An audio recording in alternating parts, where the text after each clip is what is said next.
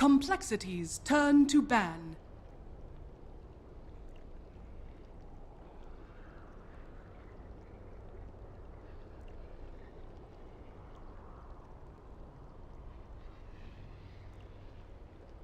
Ten seconds remaining.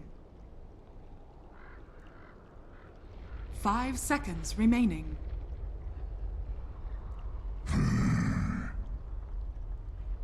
Cloud9's turn to... And with that, we're into game 2. Once again, folks, this is the Starladder group stages. I know some folks were confused about the format, so let me just say that really quickly. Cloud9 versus Complexity. The group stages, each group has 4 teams, and whoever is the top 2 advance to the playoffs. So, the playoffs of who goes to Starladder. Once again, I'm Llama Down Under. I'm going to be joined by Noble Wings. What do you think Cloud9 needs to do differently this time? Do you think it was the draft, or do you think it was execution? Complexities turn to pick.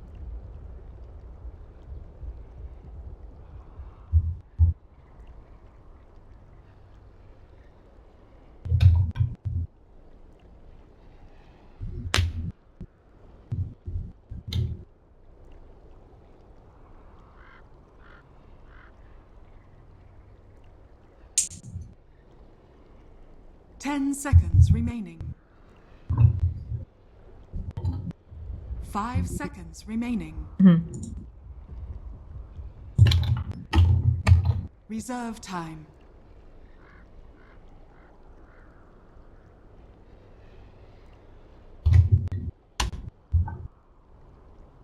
Yeah. Now, I just wanted to quickly say something because I know folks were wanting me to finish the story before the kind of game-ending team fight.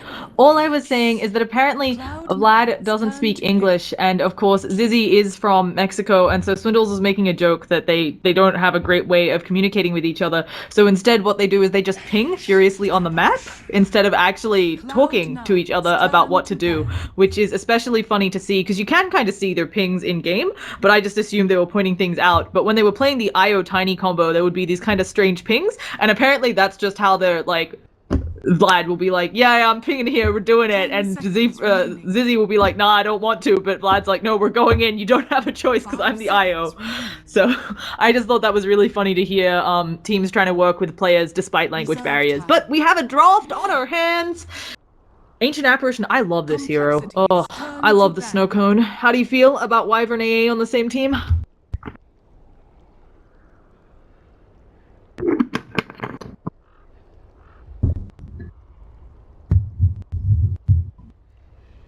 Ten seconds remaining.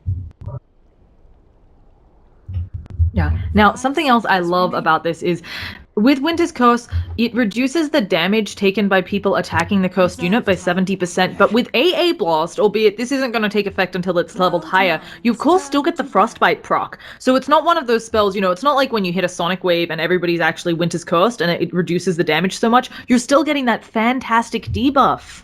So I really like that. 10 seconds remaining.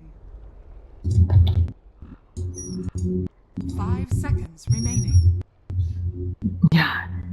He's got other heroes he can play, I'm gonna assume. Reserve time.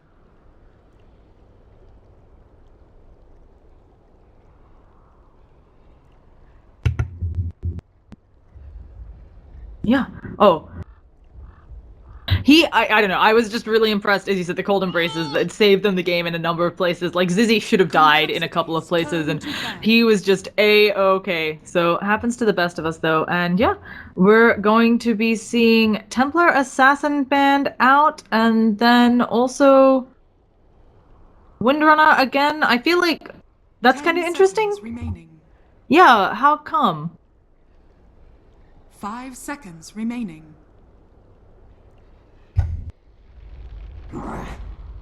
Imba Spirit. Okay, as you said, yeah. Of course, he doesn't stack up well against physical damage, and also the the mid matchup against Windrunner.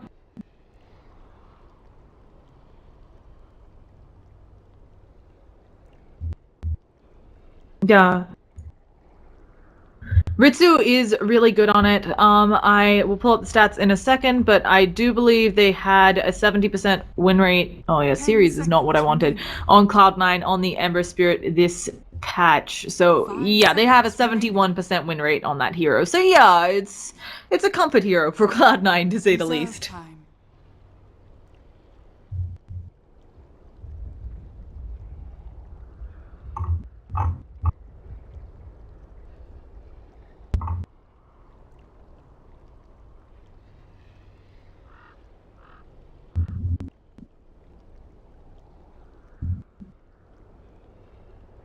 Earth Shaker.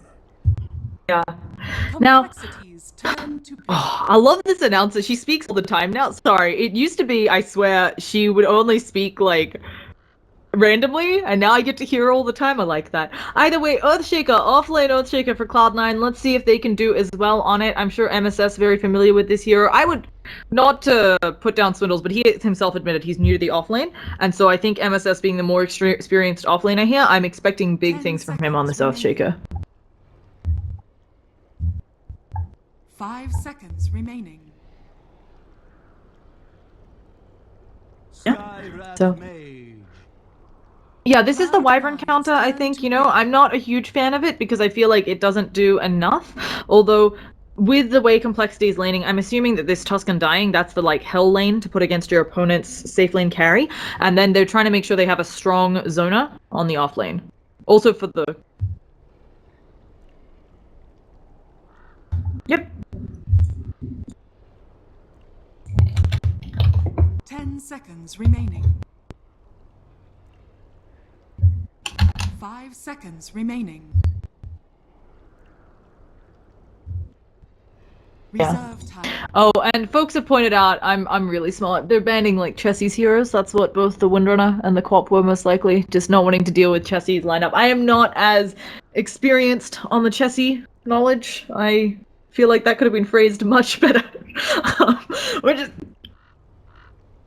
Yeah, and just so folks know, he is still in the stage. Complexity is trying to use him as much as he can, but he is still in the stage where he cannot sit or he cannot play in many games in one day just because of his back problems. So he's trying to play as many as he can with them, but I don't believe I've seen them do this where they won't use him in some games and they'll use him in others in the same day, just because I don't believe he can play so many in a row right now. Complexities turn to ban. I love it. Ember can't deal with physical damage, and what is Beastmaster made of? Primal Roars. Also, it's a nice little buff. I feel like the Inner Beast is something which is maybe underappreciated in Dota as a whole, but of course the competitive players all know how good Inner Beast can be. Whatever carry Cloud9 has, it's like having a free 5 AC. seconds remaining. Oh, yeah, I don't see anything wrong with... Is his Beastmaster bad? Like, why are we... Okay.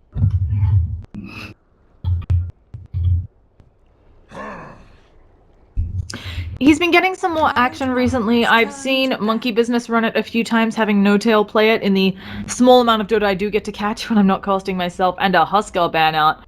Being on top of that, you probably didn't see I was casting some games earlier where a team got a surprise Huskar and it just wrecked the game. So I really like getting rid of that. 5 seconds remaining.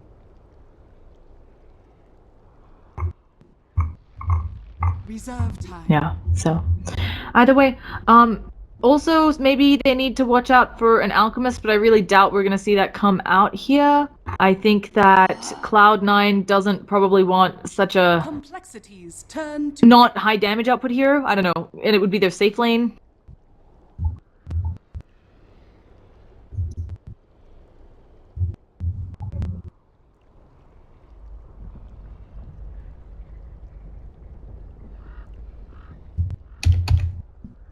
Yeah. So. And I don't know what is going to come out next. Sorry, I was just checking some static. Apparently we're not coming through in Dota TV, and so I was a bit distracted by that. No, I don't think it's us. I'm pretty sure there's a bug sometimes where you just don't get through anyway. Anyway, you were saying.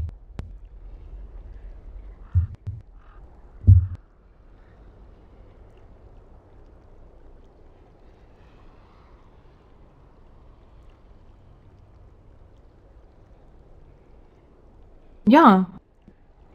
I agree. I feel like both have some natural abilities to save them from what we're already seeing come out of Cloud9. Razor, of course, with that unstable current, and then Viper with that corrosive skin. I maybe even like Viper a bit more here, just because of the amount of AA blasting and stuff. And business, like when your Viper starts getting tanky, you AA blast him, and then you immediately regret it. You know.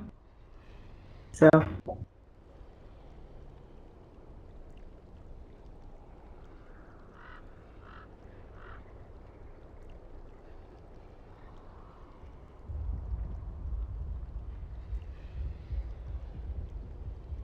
Yeah. So it's really nice there, but let's see what Complexity wants instead. I'm just trying to. I don't see any super great synergy. I mean, they're kind of betting it all right now, from the looks of it to us, betting it all on this Ember Spirit, which is he does take quite a while to get online, and it's an Invoker. I wasn't expecting this. Turn to pick. Yeah, oh goodness me, wishing I had watched more Alliance during the Chessie period so I could be an expert on this, but you're gonna have to help me out here. I am not a big Invoker player. I have two friends who, if Invoker is viable, they pick it, and I do not get to touch it, so you're gonna be my Invoker expert. I do know with the Aghanim's buff and other various buffs, you can actually get off, I think, 5 spells if you have Ag's max level Cyclone. It's ridiculous. Remaining. 5 seconds remaining.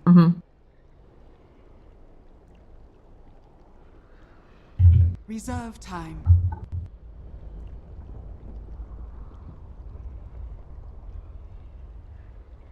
Ten seconds remaining. 5 seconds remaining. Spectre.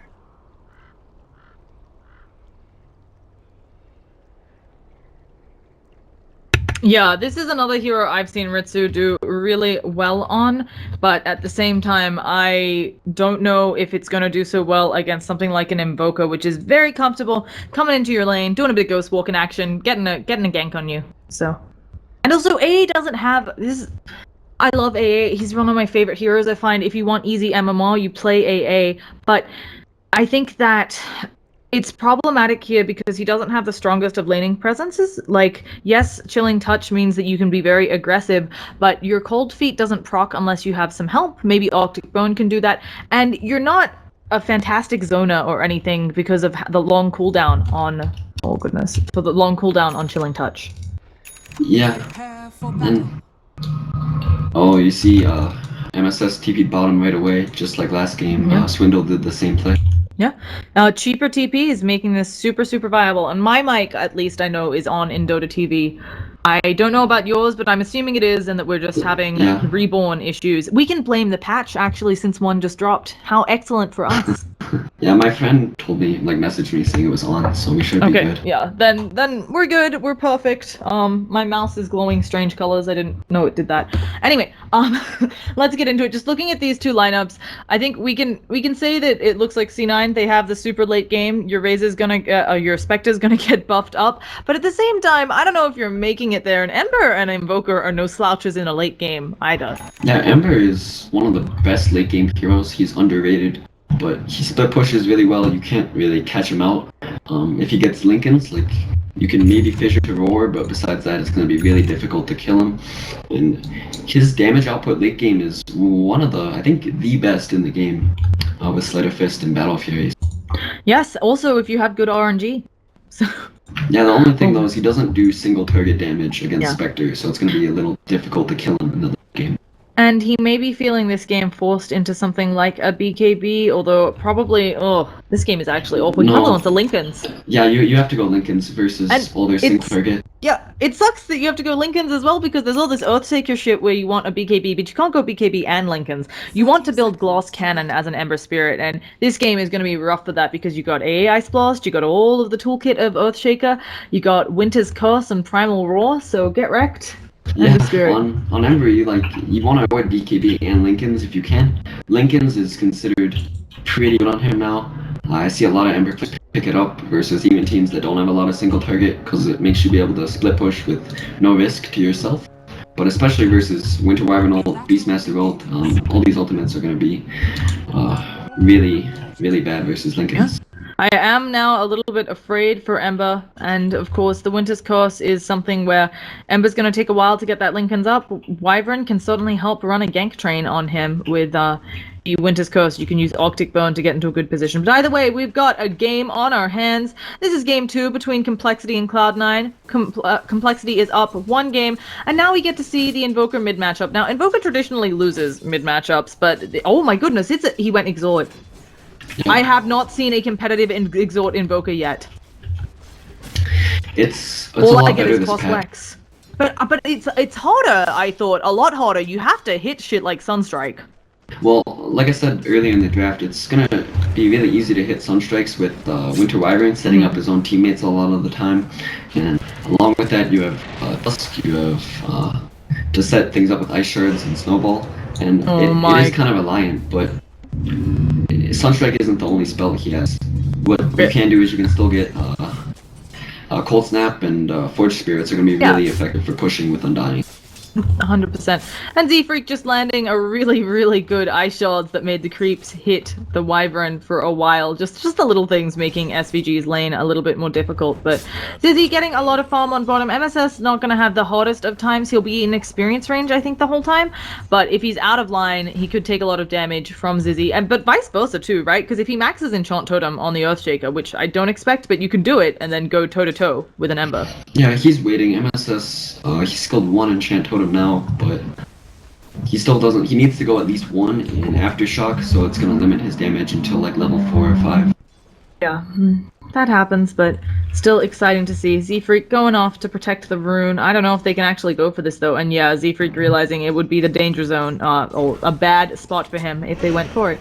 So, although he places a ward, and I don't know if that was sneaky enough. I feel like, they didn't see it. Even though they have a ward there, they didn't check his inventory?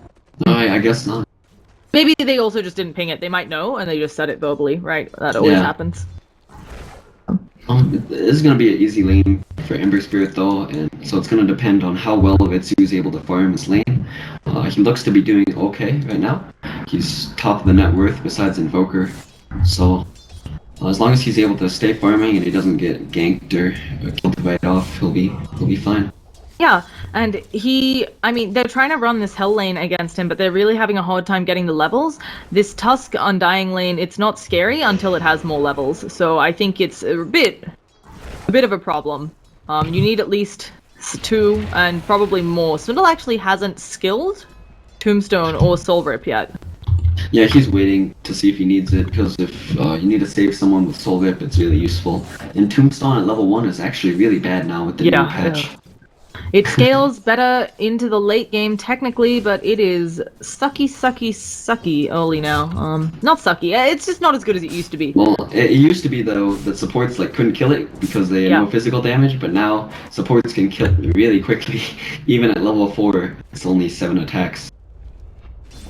So do you think that Cloud9's game plan here, just lay back, even if it means that you lose a few towers, make sure that Ritsu is farming up a storm, and then once he has Radiance, maybe another item, have him fight? Well, this will depend on what his first item is. If he decides to go for an Urn and maybe a Ring of Aquila, then of course they're going to be trying to take fights, they're going to be using his ultimate to make sure that he's involved in all the kills, but if he decides to just go for a Radiance Rush, then they're going to try to just secure the map with good defensive wards. It looks like our first blood's probably going to be happening. Arctic Burn, also Chilling Touch. Z-Freak is our first blood, and they want to do some work onto Swindles. I don't know if they have another slow, though, and they're low on damage, even with this Haste Rune. Brax, he's just going to die for it. He thinks he's got it. SVG's going to help him out. Swindle does drop the Tombstone, but he doesn't have anything else to back him up. Is that decay enough? We've got TPs in. The Tombstone is down. Sunstrike off the mark, and SVG's going to get out. Swindle does die, and turns out those Ice Shards block him out, but he's snowballing for it, and now here comes Invoker. Chessie coming in. One more auto attack will do it on SVG. They get it, and now Chessie, he's getting himself some kills. But they got first blood. Brax is pretty damn happy with that, and I think overall, Cloud9 coming out on top. Brax is doing really well mid. I thought he would be doing worse versus the Invoker, but he's sitting at 19-5 compared to Invoker's 25-4. So he's actually doing really well. Actually, is he going Axes or Boar? Yeah, he's going the Axes build. Where is the Sunstrike? Oh, the Ice Shards! Okay, Chessie, I may have had my doubts about the ability to land Sunstrikes, but already Doing pretty damn well. Now, I wanted to ask you your opinion on something. Ritsu is not putting any points in Dispersion. I think I'm more used to seeing people go that, especially with the buff it got last patch. He And feels he's in like a dual lane. he feels like he won't be the one getting pressured. He thinks that his supports are going to be the ones that are getting gone on, so he just wants to get as much damage as he can to try to secure kills. It's the reasoning behind it, I think. Okay. I would have gone at least 1 point in it, but it could work out really well if they keep trying to go on supports and he's able to get kills with his dagger and its lane damage.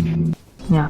So it's going to be interesting, and as you said, if he's not getting ganked now, they're trying to go in on Chessie. The cold feet, are they going to proc? They're trying to go on Brax as well, but I think Chessie is dead, and another nice kill for Brax. Doing mad work. AA technically gets it, but Brax being involved, he is going to be off to a fantastic start. And early Necronomicon, it's got, of course, you know, a lot of what the Necronomicon does for most folks is it steals a bit of mana, it gives you that passive bonus attack speed aura, but it's also here against Invoker going to really help them out, you know? Maybe Invoker pops by in the Ghost Walk, you just open that book. I don't know, is it called opening the book? Pop that book? I don't know what happens there. Anyway, you read the spells, the incantations to summon Cthulhu, get your Necro creeps out, and Invoker's not getting away. Yeah, and Invoker's going for Midas, which is really greedy here. I thought he might do it, but I was thinking maybe he goes for even a Necronomicon of himself, like on himself, to really do well versus Winter Wyvern, because Necrobooks still burn mana on a Cold Embrace target, so it can be really good against any mana-dependent heroes, and Beastmaster normally will have mana issues, especially going into the mid-game. Same with Earthshaker, actually. I think he has decided he needs the levels also. This Invoker like helm is like really weird. His face is being like covered or something. I don't really understand. Like whatever he's wearing on his head. But yeah, I think understanding that the Midas, he just wants levels to get everything up, and maybe is a bit worried about getting farm since Zizzy's going to be getting everything on the map. Yeah, and I think you'll be seeing a kill on MSS with Sunstrike and Zizzy soon. You can set up Sunstrike really easily with Searing Chains, so it's going to be a really risky bot lane for Earthshaker now. Yeah, and MSS is playing pretty far back now. After the initial, he was up in Ember Spirit's face. But Ritsu is still farming up a Storm. Only the Ember Spirit doing a bit better. I'm going to switch us over the network. We have Arctic Bone coming out on Swindles. There's a little bit of stabbing with that Spectral Dagger, but holy cow. Arctic Bone does so much work. I mean, we know it's a good spell. That's why it's got a super long cooldown at early levels. And the gank train may, in fact, be going on Zizzy. There's the Fissure. There's the Primal Roar. He remnants away. And while they have the Spectre Haunt coming out, Zizzy was too quick with his fingers. Eats a mango as well. And that's the power of Ember Spirit there. And Ritsu actually came in middle and took quite a bit of harass from Chessie. Not too much, but kind of an interesting choice to come in middle. He's gonna put Chessie off the mark with that one. I think he's 1 for 3 right now, but I mean, well, what does your hitting rate need to be with Sunstrike? That's the thing about that Sunstrike though, is you're not really trying to just harass. What he's trying to do is he's saying, if Ritsu walks forward right there to try to go for a CS, that means I'll hit Sunstrike and I'll get a kill right there. And if he doesn't and just backs off, then I don't really lose anything. And yeah, they're going for a big dive, but I don't know if this is going to work out for them. In comes Brax again. The Tombstone is still up. He has MSS to finish off the Skywrath, and they'll get the Tombstone bounty as well. Really nice set of kills there for Complexity, and yeah. Oh, he's got a Sunstrike with the shot! They need a tiny bit more damage. Here comes the Snowball Salve. Is it going to save you? Echo Slam, but Swindlemelon gets the kill with the Decay. Sea Freak loses his life, but oh, Chessie. I'm really beginning to like this guy. Yeah, so like I said, Sunstrike doesn't really matter if you hit. It's when he's doing stuff like that, it's just saying, okay, well, if they come up, then I can get a kill with Sunstrike because I precasted it, and I don't have to try to like hit it when they're running away, and it's 50-50 chance, right? So yeah. So, very even still across the board in this game. I do have to say, though, that if this is going to be an early Radiance from Spectre, I'm a bit worried about Zizzy. Of course, early Radiance is something which can help knock off that Flame Guard lickety-split. He's going for more of a fighting build. He went for Ring of Achilles. He's going for Treads right now, and he might even pick up an Urn later.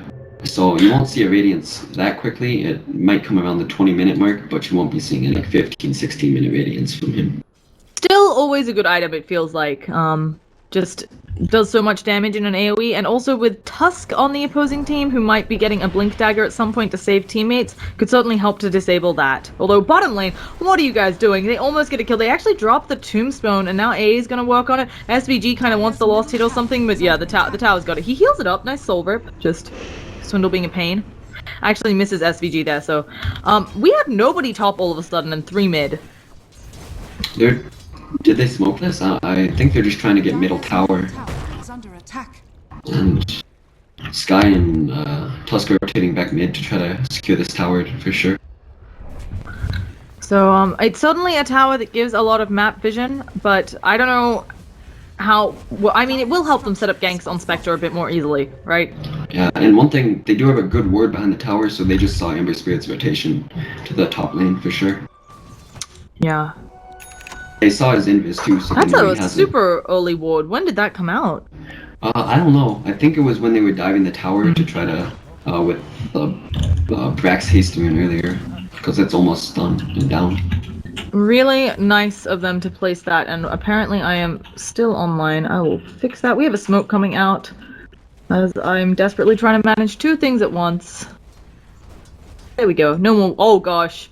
Okay, that was scary. Sorry, I went offline because people were trying to send me friend requests and shit, and my game started lagging, so I got really scared that it was like going offline was booting me from the lobby or something.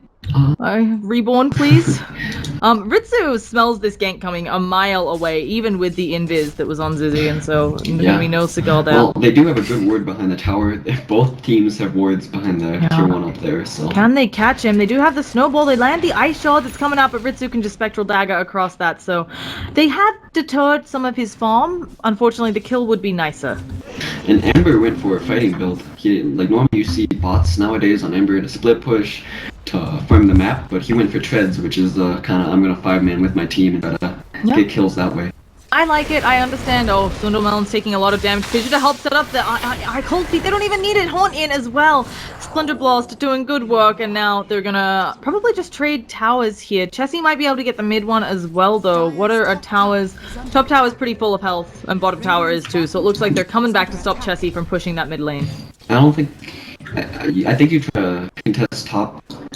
Mid's gonna go down to Forged Spirits eventually, and right now they're going on mid. Yeah, snowball coming out. There's a deafening blast as well. One more auto attack will do it.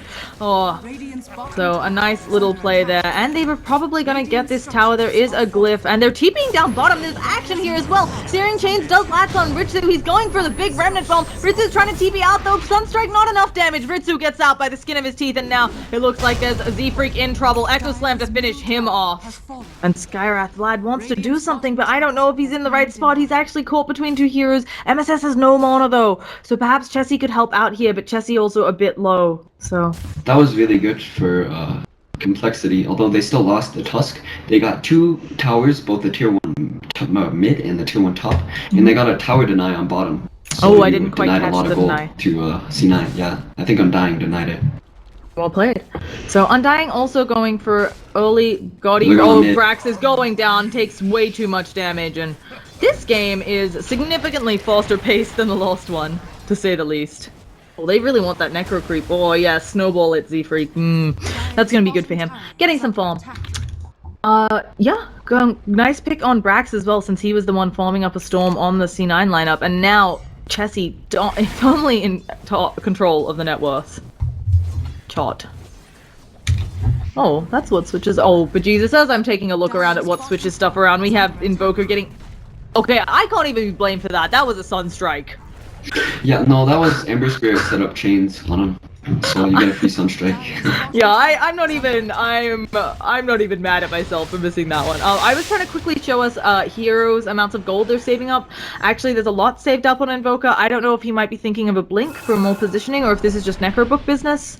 Also, he dropped a bunch of items to invoke the... Can you tell me what he was just doing there? I don't... what do you mean? He dropped his 4 stealth and his null talisman to invoke Forged Spirits? I'm confused. Oh, we have a Searing Chains onto Brax. A-Blast is coming though. Sunstrike as well. They get it, but Brax still isn't dead. He finally goes down, but now there's a Winter's Curse and there's a lot of damage coming out from Ritsu. He's gonna get himself 2 kill involvements, and this is big. The Deafening Blow is too late, and Chessie may even go down for this. He's trying to walk it off and get away, but he's taking way too much damage, and Chessie's gonna go down. Soul Rip keeping him alive. Is it enough? It doesn't look like it. He's wandering away. Splinter Blast. Oh, it's gonna get the kill, and that is a huge bounty on the Invoker. Luckily, Swindlemelons does manage to get himself out, and wow, Forged Spirit's just ripping through SVG. Yeah, and by the way, I see what you meant now is he dropped it because someone was arcane boots. Oh, so he okay, was going out. of course, of course. I just was like, I only saw that he did it and then he costed, and I was like, I don't think that's what you want to do with your mana, but yeah, there were arcane boots on Swindle Melons, of course. I thought So- you meant he was just like dropping, so he would use his spells, drop all his items. No, and it use makes no, spells, like... yeah, it makes no sense. That's what I saw, and yeah, I forgot about Swindle Melons having the arcanes. Ballsy pick considering Complexity's history with dropping items, but happens. You got to do what you got to do. Oh, come on. What? I think that's another one of the big plays from TI. And now, oh, Ritsu's just gonna TP out. But yeah, he has a lot of gold saved up. MSS also getting close to his Blink Dagger. Has his Wyvern. Brax looks like he's going down again. Can they do any sort of return kill? It looks like Brax is going down. Z-Freak explodes. And Chessie, he's not in danger of splitting at all, so he should just be able to walk this off. He may have to invoke something. No, he's going to be fine with the Soul Rip. Even dropping the Tombstone to make sure they don't keep chasing. Yeah, that's a good kill. Like, Tusk for Beastmaster is a great trade for them. Yeah. Ritsu is going to save up for the Radiance. He's like 3,000 off right now. But it'll still be a pretty good timed Radiance considering he went Treads and Reaver Killer first. So. Yeah. Him getting those kill involvements, he's actually been involved in 6 kills, which is really nice here for Cloud9, I think. He did also get a lot of farm, you can see from his CS up top lane, but he started being contested, and so being able to get back into this really nice. AA is also really close to his Midas, so Cloud9 in a much better position this game than they were last game. Even though Complexity has a bit of a lead, I feel like Cloud9 is certainly working their way towards having a great late game. And they have supports that scale super well. Like Undying is kind of late game. Undying's better now once you get Aghanims because you can steal 10 strength from each decay cast, but he's still not that good. Skywrath Mage falls off really hard late game, so for Complexity to win this game, they have to make sure that they hit their timings around like 30 minutes or so, especially with Ember Spirit. He's not going for late game, he went for drums. We have a nice Echo Slam coming out, but Zizzy's already away. Looks like they might be able to get Chessie. No, the Ice Pulse does hit, but will he go down? Searing Chains comes out. They drop the Tombstone, but now the Winter's Curse. Chessie's the one you want the damage on, though. And maybe they can disengage smoothly here, but in comes Skywrath. Vlad, you might not be where you want to be. Swindles is coming in as well. Another Searing Chains, and Chessie doing good work with the help of the zombies. Can he get a kill, though? That'll be the name of the game. Earthshaker does finally go down, and they get the Decay, killing off Beastmaster. Do they have more follow-up? I don't think they chase here, and what is going on? Wyvern is going to escape out. Oh gosh, they're still going for it. They remnanted forwards, another remnant bomb, and that's AA. I really thought that was a really dominant team fight for C9. It looked good. Chessie had a nice force dive downhill to save himself, and like all of C9 got really low from the Tombstone and Undying. Undying's really good in late long fights, and that's what they took. Yeah, he actually showed up pretty late to that one, but ended up making it work out. Dire's bottom tower has fallen. And Ritsu is still really far off Radiance. That's going to be an issue if they try to 5-man soon before he gets it. Do you think it's just a case of the game plan for Complexity? Oh, Snowball into Sunstrike into Walrus Punch, and that was beautiful. I always do enjoy that type of action. And that's the power of this Exort Invoker. You can set up so many kills around the map. Yeah, much higher damage output, and just something where, as you mentioned, he really has the team to back him up for this type of thing. It's something where we haven't been seeing it as much because you're not seeing the easy ways to get the Sunstrikes, but here Chessie has a lot of support, or follow-up if he Sunstrikes someone. Ice shots can come out from Z-Freak, and you can get the kill from a long way away without endangering yourself, and yeah, easy early Roshan as we see with Forge Spirits. They don't even have minus armor for this, they're just taking it with Forge Spirits and Chessie. Yeah. So, yeah, that's what I mean. The Forge Spirits have their little... We gotta be careful. Cloud9 is smoking up, though. They look but like they're there's the gonna try to take this Tombstone fight. on the high ground for a little bit of extra damage. And is Cloud9 gonna go in? They, of course, have the Hawk. They can see all of this coming out. Oh, that was good. Tombstone killed Hawk. Oh. Wow, that's so sad that Tombstone kills Hawk. They do get a fissure, but it's already picked up by Chessie, and he is going to have a blast here. Now he is nigh unkillable. Let's see if they can kill off the Wyvern. Chessie does have a blink, but you probably don't want to blink into such a bad spot, and with the Glimmer Cape to boot. Not going to bother chasing. Ritsu is still farming. He's coming up on his relic. He's around 400 off, so that's going to be important to make sure that if he dies, he doesn't lose a ton of his gold.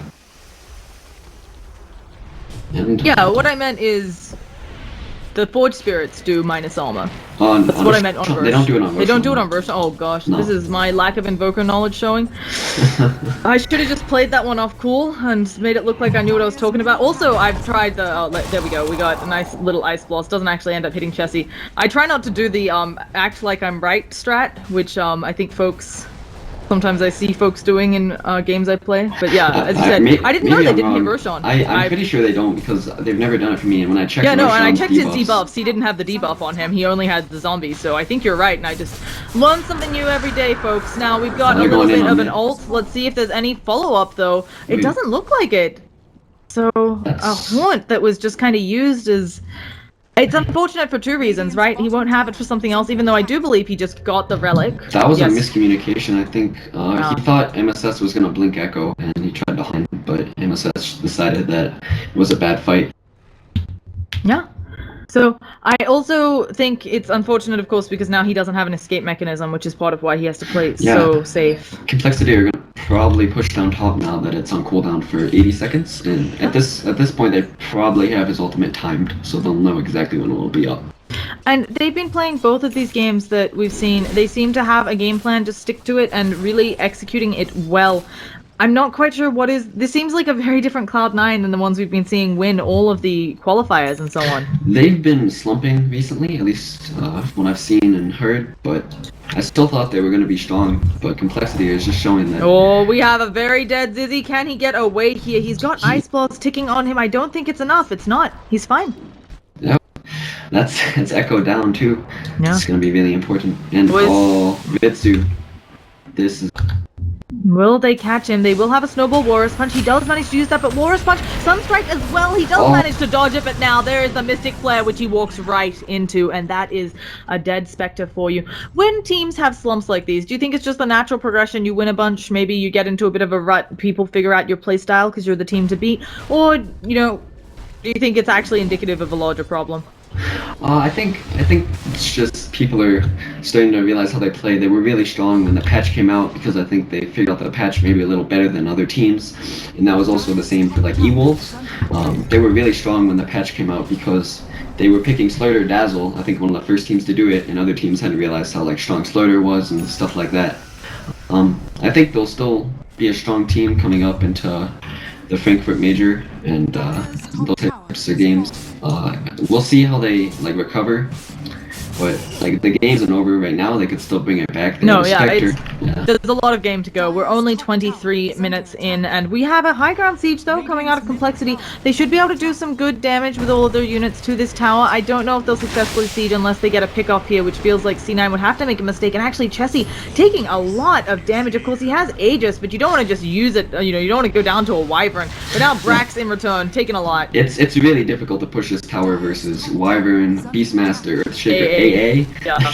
They have ridiculous high ground defense. Although AA has to pop his wand to get enough mana, I think he should just stick in the fountain. And you want to put out those Ice Vortex, but you also want a really big AA blast, and you can definitely hit a 5-man one at this choke point. So trying to play it safe, and at the same time Complexity just trying to slow siege this. ZZ actually hopping up, hopping back, and they'll have to wait for the next creep wave. They do have the Aegis for another minute though. They have to be careful here. They've actually got under a minute on it, and unless they took that timing very carefully, they may back out. And the thing with high grounding against a team like this is Spectre is still just sitting at the other side of the map farming, and you can get to that fight right away.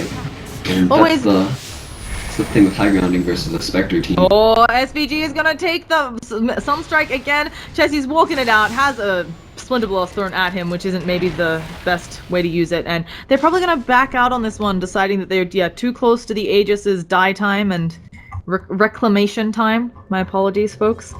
And Zizzy's gonna go back down. He'll have Radiance for the next fight. Yeah, and Zizzy, while he does have the Battle Fury, the average timing this patch is 25 minutes.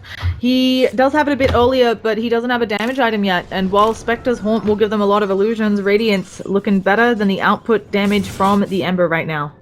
Yeah, for sure. And like I said, most Embers this patch go for Boots of Travel, Ring of Aquila into Battle Fury. But he went for Treads, Drums, and then Battle Fury. So I think that's going to be a little more expensive, which can make up for why he has the Battle Fury a bit earlier. Yeah. Yeah, no, the bots are more expensive. Yeah, I understand. So we've got a Glimmer Cape on Skywrath. We've got a nice amulet on... Oh, medallion, sorry, not an amulet. We might have a nice gank here on SVG, and yeah, Glimmer Cape not gonna help you, and they drop a ward just in case. So, but looking around AA, he's got almost one component of the Aghanims, and while we talked about this, they really do have great high ground defense, especially if AA can get an Aghanim. It's a while away, but once you have that, 17 seconds, that debuff lasting on people, it just makes your team fight. If the team fight goes for long, you win. Oh, for sure. I like to say, though, Invoker is going to be really important this game, because we look at the net worth chart, he's 5,000 above the next person, and it'll be interesting to see what he goes. I think he's going for... Oh, he went for BKB. Not just 5,000 net worth above, he's also highest hero level. This Midas doing good work for him, and he has bots up too, so he can kind of deal with Spectre being all over the place. I really like this BKB pickup by Chessie. It allows him to kind of go high ground without any risk of dying himself. He can still get ward, but as long as he's able to be glimmered and saved, he can get his BKB off and just walk. So Beastmaster has level 3 Necronomicon though, and we do finally have the Radiance up on Spectre. Wyvern did not end up going. That Blink Dagger goes a Glimmer Cape, much safer of an option, and is also probably working on a 4-staff. Maybe a Yule's. Yule's is always a nice item, I feel, against Ember Spirit, since it can knock off that Flame God, but I would expect a 4-staff worried about positioning here against Ice Shards. Yeah, the issue is though, if you use Ember, he normally can get a Remnant off and get out really quickly. Right now, Complexity are taking a smoke, and they have a DD on Ember, so this could go really bad for Cloud9 if they get caught by this. Yeah, but will they get caught by it? Cloud9, their spidey senses are tingling, and Ritsu is like, look, I don't see anyone on the map, this is bullshit, I'm out. So he's been doing a really good job of that, I feel, and of course these are experienced players, even though I believe Ritsu's pretty young. I think a lot of them have played a crap ton of Dota, and just know when their time is up, from the standpoint of where their positioning is. It's true for both teams, though. I mean, 1437 and Brax and are all. They are some of the oldest members, right? Yeah, and when MSS, we're talking, Ritsu and SVG are kind of new, but yeah, and it's actually, I think, when we talked to, I managed to interview Jenkins after their win over Cloud9, and he was talking about how they do consider Cloud9 this hardest opponent just because they have so many experienced players. It's very hard to beat them. If you don't win your lanes, you lose the game no matter what, because they will just outbeat you if the game goes for longer. So yeah, nice. That's something Complexity has done really well. They've made sure both games that they've been able to win their lanes and do really well in that sense, and make sure that they have an early lead. Even though it's not feeling as bad as last game, they are, again, 10,000 net worth ahead, 7.5 thousand, almost 10,000 experience ahead. Complexity is just making sure they're ahead, staying ahead. I mean, the Spectre is a hero that if a game goes long, right, Spectre wins. But Complexity is trying to do their damnedest to give them no breathing room on this lineup. I think this is Complexity's timing, though. They get this Roshan, and they need to try to take high ground. And if high ground fails, the game's going to get really difficult for them. Yeah. And they have maybe one failure, maybe two even, before suddenly, with the rubber band effect and everything, they will be out of the game, just kind of slowly losing it. But Invoker's going to work on it this time. They actually do have minus armor, and yeah, you're right, there's no Forged Spirits debuff. Oh yeah, I'm so bad at Dota. But no, these things happen to the best of us, and yeah, we will be seeing probably this Roshan going down now with the medallion help. They have a really good ward around bottom for Complexity too, so this should be an easy tier 2 to get, and then they can transition that into a high ground. I really doubt Cloud9 will fight it just because it is that horrible choke point. Both of the tier 2s, you know, a lot of the tier 2s except the ones in mids have really bad choke pointing and high ground access for the team defending. Nice little balance that Dota likes to do, so... And Ember with Alacrity and a DD is doing Yeah. He took that so fast, I was actually surprised. Normally, Ember's not much of a right picker, but when that on the DD and Alacrity, he's hitting really hard. It's actually being really nice to him. We were talking about how you don't want to have to, you would like to build Glass Cannon, but with Alacrity, with other buffs we've got running around, if we do end up seeing Necro Books or whatever, it's really going to help him, right? You've got, it's like, you weren't here for it, but I had a game earlier yesterday with Ember Spirit and Magnus, and it's just something where you don't need to buy as much damage. You can go a little bit safe because you have teammates who'll help you out with it. Oh yeah, for sure on that Ember Magnus combo too. It's like 2 free Battle Furies right off the bat. By the way, we are having a bit of a slow moment. They do have quite a bit of time on the Aegis. Probably just want to make sure all of their lanes are pushed up, I guess, so that they don't have Ritsu applying pressure somewhere. Yeah, I'd like to see Undying get an Aghanim soon. He went for Mech and then Glimmer Cape. And he's not finishing the Guardian Greaves, so I think Aghanims would be really good here to take away all the strength of their heroes, as it's not like damage based, it just takes away health. It's not Spectre Dispersion won't negate it. Yeah. So, and taking a look around, I don't see any big new item pickups other than the blink coming out of Beastmaster. They're defending, while they are defending their own high ground, and often you're like, oh, do you really need to blink? The enemies are coming to you. I think it can certainly help you get the jump on someone with good positioning. And oh, there's an Echo Slam coming out. Swindle Melon's gonna be going down, but if they get MSS here, I don't think it would have been worth it. The high ground defense is gonna be so lacking without MSS, and he's dead. Can they find Ritsu? Probably not. He's gonna just TP out, working on that heart, and I think this is the timing now. Even though you don't have Swindle Melons, the Earthshaker being down is a bigger priority. Yeah, and Zizzy has a crit, and Zeke has a Solar Crest too already. Oh yeah, baby crit coming out, and no one's gonna be hitting Zizzy with that Solar Crest on him. Well, you're gonna hit him a bit, but not as much. And Invoker has a lot of gold. I'll be interested to see if he has an Aghanims for this push. I feel like Aghanims is really good on Invoker now. It makes all your spells do more damage, steal more mana, or stun for longer. The only downside, I think, is some people maybe not as experienced with the Invoker Ags. I saw Black pick one up in a the other day when I was casting Summit C. He missed a couple spells for about 5 minutes while he was getting the timings. Oh, Primal Roar onto Zizzy. A-Blast gonna follow up, and the Horn, but he manages to Remnant away. They left a second of timing, and now Z-Freak going in. I think you're a little bit of a dead Tusker. Do they have any sort of follow-up? No, they've decided to back out on Complexity. You were saying about Invoker. Is that when people get Aghanims on them, they feel the need that they need to use old spells right away. So they use a spell, invoke, use a spell, right? And so they won't get the maximum use out of their spells if they had just waited for the right time to use it. I find people spam out their invoker spells too quickly with Aghanims. So you need to be wary of that. Yeah, and we've got a pause and a DC. That's always exciting. Looking at the state of the game, I know we're discussing how Complexity's window is closing, but I think, well, after that kill, I think it's harder to push up now, right? Yeah. They still have, most of the tier 3 top down, so if they decide to wait for Tusk to get up and push with the Aegis, we might even see a Necro book on Invoker just to spam units on the high ground without risking themselves and try to slow push. It's going to be risky though, because when you're slow pushing, Ritsu's going to be able to farm wherever he wants, and he can come into the fight at any time. Yeah, and it is the power of Spectre. Also, I really don't want to downplay Spectre. She did get a dispersion buff last patch, which I feel like is part of why she's getting so much play. And also having the AA with her is really nice because you can Ice Blast someone, and as we've seen a couple times already, you haunt the Ice Blast, hit someone, you haunt in, you get the follow-up damage, and then you can just be out of the fight again. So, as people shatter, always good fun. Yeah, it's really easy to get pickoffs this game because Earthshaker and Beastmaster alone both just run around the map, and with AA Blast and Spectre, you can almost guarantee a kill on any solo target. Yeah. Fun facts, it's National Cat Day apparently.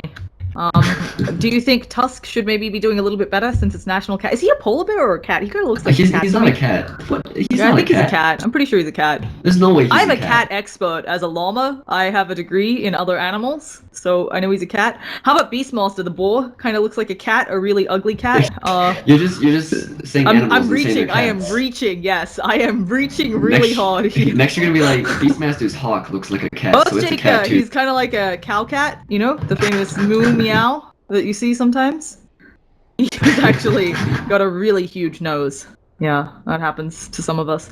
Either way, back into the game. Sorry, pause, and we're seeing that Cloud9's window of time being extended. You worry here about things like having a good start and then losing late game to a Spectre. I feel like also really demoralizes you emotionally. Yeah, when you're going into Game 3, Cloud9, if they win this game, are going to be really hyped up. They just want to late game with Spectre. They just kind of came back, and they were the underdogs for this game, even though I guess for the series they were not the underdogs. But and then coming into for Complexity, it's going to be really demoralizing, and trying to win the next game, even drafting-wise, you're going to maybe ban out the Spectre because you don't want to lose to it again, and that could free up some other heroes for Cloud9 to pick up. So it's going to be really important, like for Game 3, whether or not they can recover from taking a hard loss if they do lose this game. Yeah, if they do lose it, there's still time. They have about... Oh, I do not believe they have enough time to push off of this Aegis. I think you're right, they have to throw Forge Spirits at it if they'd want to do anything, but they only have 2 minutes, or less than 2 minutes before it's reclaimed. 30-second death timer on Tusk Catman, and Yeah, I don't think they can push, though. I think Complexity has to wait for the next Roshan, and if it's a long Roshan timer, Cloud9 is very happy about that. Oh, for sure. We'll see if we go late game, maybe Ember can get damage items, and they might be able to even win late game. Like, I never want to count out Ember Spirit late game just because of the fact that if he crits your team once and you're clumped together, then it's all of a sudden you've killed their entire team. And Spectre can kind of do the same thing with his ultimate, but it's more cooldown based. Spectre can only take a fight once every like 100-something seconds, where Ember can take a fight every time that he's there. Everyone's like, he's got a thing called Walrus Punch. Clearly he's a walrus. None of you have seen a walrus then. I've seen a walrus give birth. He looks nothing like a walrus. Come on, guys. You've seen a walrus give birth? Yeah. What? Yeah, my sister studies, what's the right way to say it? My sister studies animal behavioral sciences, and so whenever we have the opportunity, she likes to try to make me go do animal things with her. And so a while back, she was like, let's go watch the walruses have babies. And I was like, what? I didn't want... Okay. So we went and watched walruses have babies. It's not fun. It's actually, like, really creepy because the male walruses are like, hey, honey, and the female walruses are like, I'm trying to give birth over here, sir. Can you please calm down? So yeah, it's really awkward. But that's what happens when your sister studies animal behavioral stuff. She's getting a PhD in that. She's gonna be poor her entire life. It's great. Either way, back looking at this game, Midas is halfway to that Aghanim Scepter. I really think this thing can change around the game. He scales so well in the late game, as does Wyvern. And one thing that AA can do is, if he decides and they need the Aghanims for the push, he can just sell his Midas, and then he's only like 800 off. Or you sell it when you get to your like last component, you can be like, okay, well I need it now, and I'll sell my Midas, I'll just pick up the Ags, and then I'll bank on that we can win it for right now, and I won't need the Midas for later. Yeah, so gonna be nice. This is always really unfortunate as well. I hope we don't end up having to unpause with someone AFK. That's always unfortunate. Well, I'm sure like Chessie can just micro him. It'll be fine. Yeah, that's... Okay, you joke about that, but I'm pretty sure there have been professional games that have been won with DCs with other players microing them. Well, I've seen it. I remember there was an EG game where they lost like 2 players and they were just all playing each other's heroes. So, you know, it can happen. Yeah, so certainly something that can happen. Yeah. Oh, I see some folks wondering how you read the Roshan timer. Oh, I know this. So basically, this is the when the Roshan has died mark is the top of it. This is each tick is a minute. Roshan must spawn between 8 minutes and 11 minutes. I think because of map hacks, they show it as 8 minutes here, but actually the moment the Aegis is reclaimed, the Roshan is decided on how long its spawn time is. I don't know how that works with map hacks, but I'm pretty sure a lot of these things are in place for things. I think it's because like if you have something set up to like watch your game with yeah, the 2-minute delay, it'll show. Yeah. But it actually does show you. There's a pop out that comes out here when the Aegis is reclaimed that will say it pops out from the right. I'm showing it on my screen, so I can't show you. But yeah, it's just like it'll be like 5 minutes and 12 seconds till the Aegis. But yeah, as you said, I think it's for map hacks. And then this is the 3-minute mark. Of course, that's the 6. Aegis is always reclaimed at the 5, and then at the 8-minute mark, it'll show us how long the spawn time was, but it isn't. It's actually already predetermined as much as this clock might look like it. So yeah, gonna be solid. But yeah, that's how you read the clock. Just trying to bust out some knowledge. We are still paused. I'm running low. Go back to talk Weird about shit to walruses and birthing and Oh like yeah, everything. yeah, and then like so we go and we watch the walruses have all these babies and stuff, and then like oh it was so terrifying. So this one mother like they don't, of course it's animals. They want to care about the babies which are related to them. They don't super care about the babies that aren't related to them. So if one of the dominant males knows that he hasn't impregnated certain females, he'll kill their babies, and so then all the females cluster together to like protect their babies from being killed. Oh, it was like actually terrifying, and I'm like, why do you want to watch this? And my sister's just like, yeah, this is the good shit, and I'm just like, what is going on? Fun facts about my sister as well. When she was doing her research in Africa, she has to spend half her year in Africa doing research on chimpanzees. She does research involving. She actually has to do poop cakes, but that's another story. She was living in a tent because they didn't have enough housing for all the researchers. But my sister's like, oh, I'll come even though there's no housing. She got a room because a lady was mauled by a lion. Yes, that is how my sister got permanent housing in her like fourth research trip. This nice little old lady gets mauled by a lion, and then they're like, well, the room's free now. My sister's like, I'll take it, guys. So yeah, some people are more adventurous than others. You're DC'd? I'm not DC'd. Yeah, excellent. So yeah, but yeah, this is my sister is very adventurous. I play video games online. I sometimes go on hikes, and that's about I walk around the city at night. That's about as adventurous as I am, folks. So yeah, no, my sister posts beautiful, beautiful pictures of exotic places, and I'm just like, yeah, I sometimes eat a lot of food. I had deep dish pizza today. Yeah. Oh, my girlfriend is from Chicago, and her parents sometimes send us deep dish pizza because I guess they worry about us eating right, and so they send us, a layer of carbs with fat with more carbs. Yeah, I don't know what's up with it. They send us like candy and shit as well, and then like I don't know. It's really weird. My girlfriend's really tall. She's 6'1", so it's like she can eat whatever she wants. And then I'm like, I'm 5'1", guys. You cannot send us all this junk food. I'm gonna get fat, and then your girlfriend will be dating an Uggo. And who would want that? Yeah. What else can we say about the game at this point? Yeah, we have. Can they win off the back of a formed invoker? Let's say this game has to go super long. Can you like split push invoker with all of your babies that you pop out from your necro books, your forged spirits, if he chooses to go that route?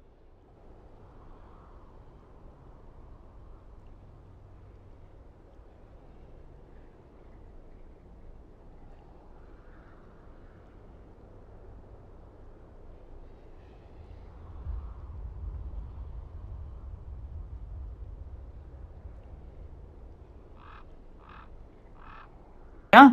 It looks like we might have to unpause, so gonna be going into this even though we are down a person. So, as you said, I think between the four of them, they should be able to micro this hero. As we say, this Vlad's hero hasn't. There we go.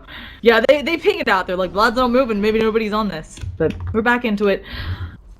It does. Oh, thank you, Networth Groff, for lying a little. What do you do here? Your complexity. You're not gonna be able to push. You have to wait on Roshan, right? Or can you try something sneaky?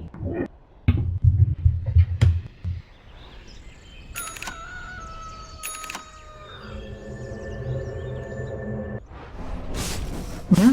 And looks like Z-Freak is the one. Oh yeah, control groups. Well, he had them in a control group, I think, but now he stopped. Yeah.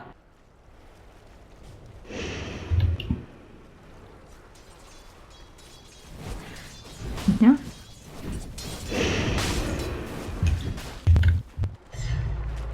So they're thinking about going in. They're actually going for top, the tower that they have a bit of damage on already. So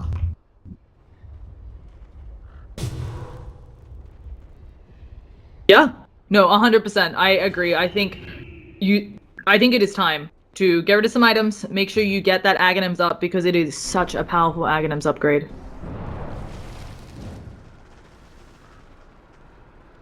Yeah. So we're going to be seeing the creeps made quick work of by that Battle Fury. We've got the ice vortexes coming down. I always like to draw pictures with them, but that is not important here. They just want the coverage for amped magic damage. That is a very dead Hawk. Oh goodness, if they kill up SVG here before he gets off his Winter's Curse, he's going to be able to walk it off, but he took a lot of damage and was very close. At the same time, the Tombstone is down now for this push in Invoker. He's getting low on those spells. He does have the Aghanims up. He bought out on the Invoker.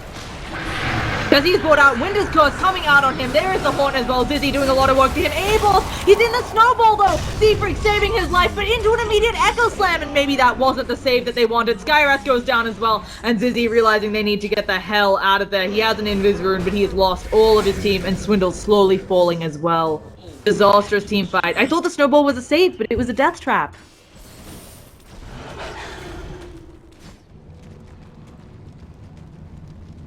Oh.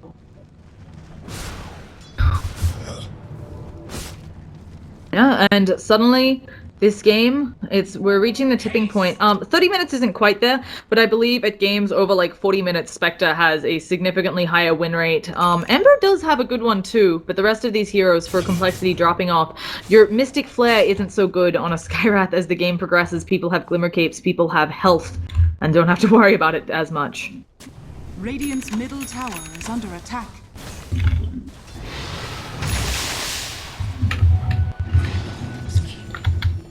Radiant's top tower is under attack. Radiant structures are fortified. Yeah. Oh gosh, Z-Freak. No, sorry, Swindlemelons. He's in a bit of... they're all backing out, never mind. There is a smoke here backing up Swindles, and I think perhaps that movement where Swindles wasn't acting afraid, giving away the fact that he had backup. Yeah. He's been doing it. Oh, Wyvern gets the last hit on the tower. Swindles went for the deny, but using that Arctic Burn, and yeah. It looks like Z-Freak just has him on follow, and is going to try to micro the two of them. I believe Z-Freak also plays a lot of Chen, so I can't imagine that's awful. In the mid lane, though, we're going to have the Sunstrike hitting on Brax. Here comes an AA blast, though, and the follow-up, where is it? Now, Chetsy's in a lot of trouble. He's going to go down to the creeps. They managed to catch out Brax again, but do they have the damage? They sure as hell do. Cold Feet going to proc on Zizzy. Where is the follow-up? Skywrath has also killed off Spectre. I completely missed that one because I was focusing on Zizzy. Do you know what happened in the back lines there?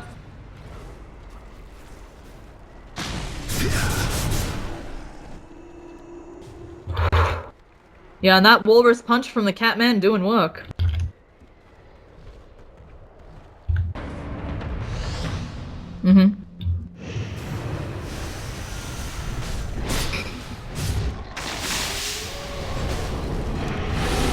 Yeah. Dire's middle tower. So, really lucky, but at the same time, wow, they're going on this tower instead of the other one. Zizzy might go down here. He's taking way too much damage in this AA Ice Blast. It's with the Aghanims upgrade and Echo Slam coming out. The dunk from MSS, and they get two. This is what we were talking about. The Snowball in with the Mystic Flare, but the Glimmer Cape's up. Not going to do anything in the Cold Embrace to boot. Yeah, you can drop a sentry in their base, but it's not going to be enough. And Z-Freak and Vlad on the back lines. I think Z-Freak going down. Whoever's microing Vlad should probably just make sure he gets the hell out of there. There is a Glimmer Cape, but where is this detection? Do they have a gem? No, he's stuck though. Yeah, and hello, Z-Freak. You're just gonna buy yourself some time. He might be able to know. Can't buy enough time for the Glimmer Cape cooldown. He does actually get it. Can they get a kill tone around here? Z-Freak drops the sentry though, and here is Jesse. He's back alive, but so is Ritsu. A blast hits him again, but now he has BKB, but that doesn't stop Primal Roar, and it looks like Jesse's going down again. He does have buyback. This is really scary, and these team fights being super long, I think favoring the Aghanim Scepter AA Blast. Vlad's, I think, is probably going to fall, Arctic Bone coming out, but instead, on Cloud9, they're saying, hey, let's just push down middle, screw getting a kill onto the Wyvern, he's going to Glimmer Cape up, and...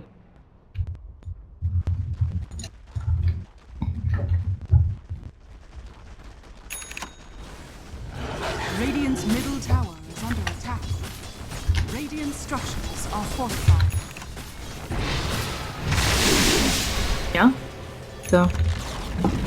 Radiant's middle tower is not feeling easy. They do also have decent high ground defense with the Sleight of Fist, but one wrong turn, one nice AA blast, and it is not going to work out for them. So...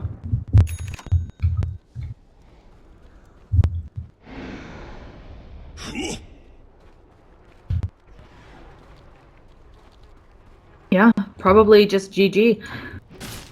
And looking like they're in a nice position. Beast Monster has 5k. Wonder what he'll pick up next. This net worth, this is the pause time, but this net worth chart trending super, super down. And we've also got... Oh, actually, Ember just bought something out. Was it a rapier? Please don't tell me it was a rapier. Okay, it's Lincoln's. So I don't quite think it's rapier gaming yet, and I actually think that you're more likely to lose it here. So it's not the bestest. Okay, this Beast Monster though, he is super fat. Just you buy up a full AC.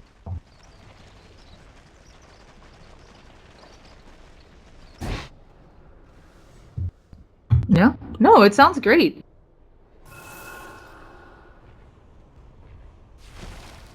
Can you have 4 boars? Radiant's bottom tower Like with the is timing? under attack.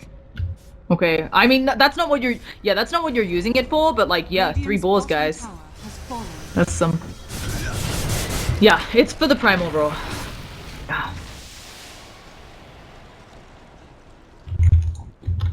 Yeah, and I think it is the state of the game. Let's see whether they can do it. Ember Spirit strangely doesn't actually have the Lincolns on him, but despite he needed a tiny bit more gold, he didn't actually have it. I thought he bought out for it, but yeah, it's coming on the way. Tusk is now DC'd. They don't have any more pause time though. So if Cloud9 desires, they may pause. Yeah, so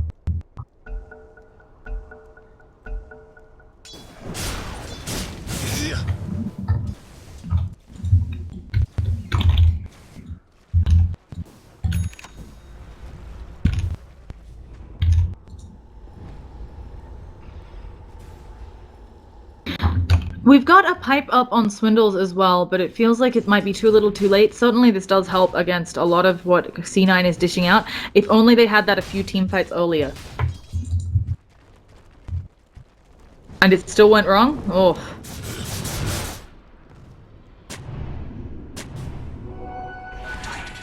Yeah, so...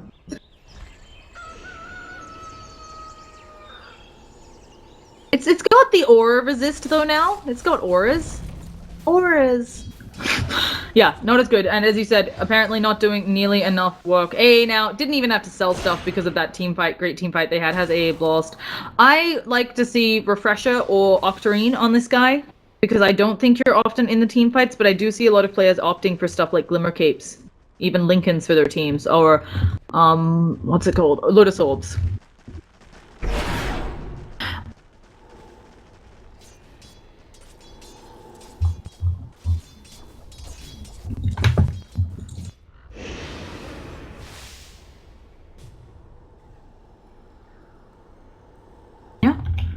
Spectre has up the Monta as well and is getting closer and closer to the heart. They still have to be careful. Oh, in middle we have an Ice Blast and a very dead Swindle Melon. It's just gonna be the Swindles though.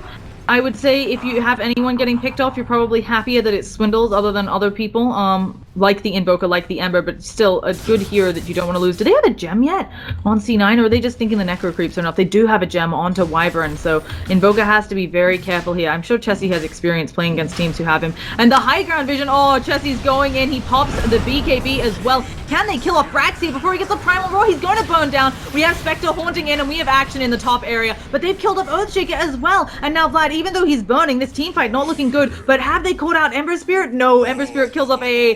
What just happened there? Looks like the BKB jump coming out from Chessie doing mad work. It was really close.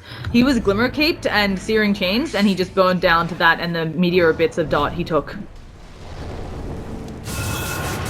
Well, it buys them time, and as you said, if they can get a Rax, but I think unfortunately they're just going to force 3 BKBs and then probably be forced to back out. Middle tower is under attack. Yeah. Can't you see there's the little gold lining? All my co-casters always are like, does he have buyback? And I'm like, guys, gold lining, come on. So you can see it on your teammates too. They're going to get Roshan with this, so this is certainly buying Complexity a lot more time in the game. Well, yeah, Complexity might have to fight it if C9 fights it, so...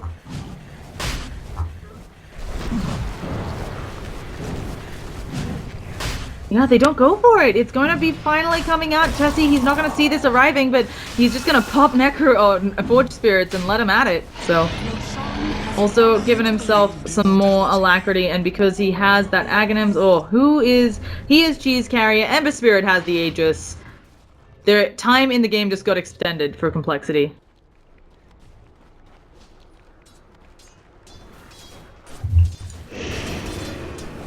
Oh, okay, yeah. Yes. I wasn't sure. I thought it went through, but I don't know. I'm going to defer to your knowledge. We'll find out next time on Dota 2 costing. Oh, 100%. Unfortunately, I can't read chat when I'm costing. I like this. Yeah, I believe you can't spend money on DC'd folks, but...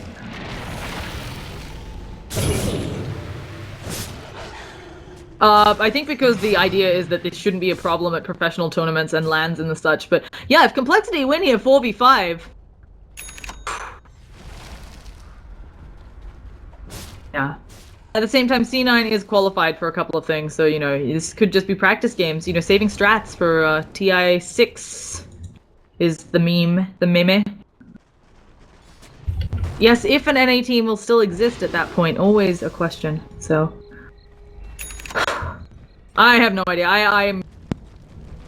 I ask the managers for their rosters before the games, to be honest, guys, because I'm always worried that there's been a shuffle I don't know about, but not terribly important, just little casting things I do. We do have a Blink Dagger up onto the Wyvern, has that gem as well for vision, as we talked about. Is the full AC on Beastmaster, not the refresher, might go it next. And Spectre, she has way more items she can get, right? She's got an Aquila, she's got Tread, she's holding a TP, she can get 8 slotted, she can have a BKB refresher in the bank, like, this lady can carry a lot of shit.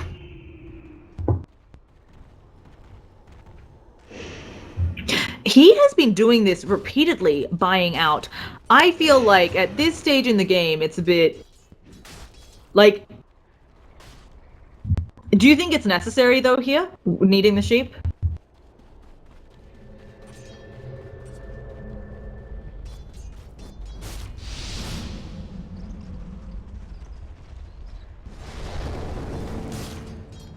Yeah.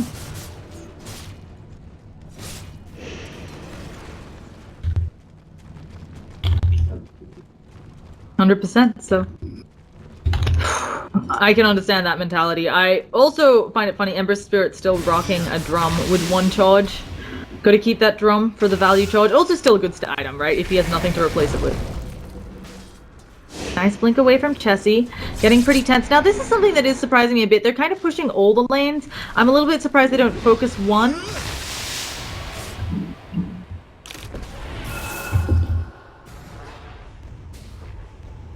Yeah.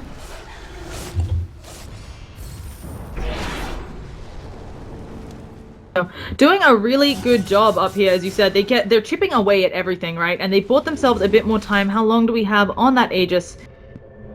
Yeah, a little bit over, unless depends on. Yeah, and as you said, if they siege everywhere, Spectre doesn't get to do I'm farming a lane. But at the same time, it does mean that complexity is split up. They might be able to have a person picked off by this lineup of Cloud9 that has really excellent single target pick off, by the way. Yeah, a lot of all-ins. Oh, he just remnants across the map. That's always fun to see. Nice little meatball falling from the sky.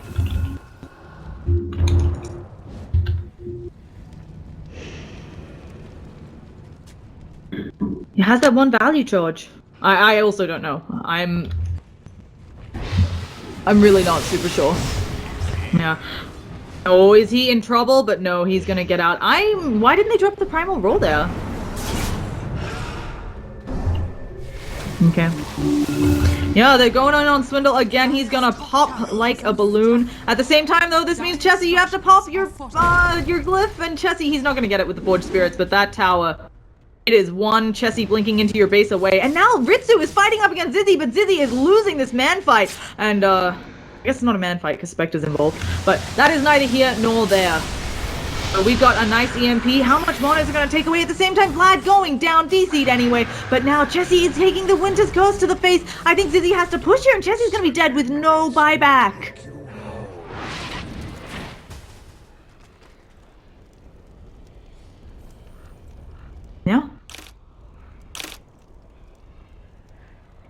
Yep.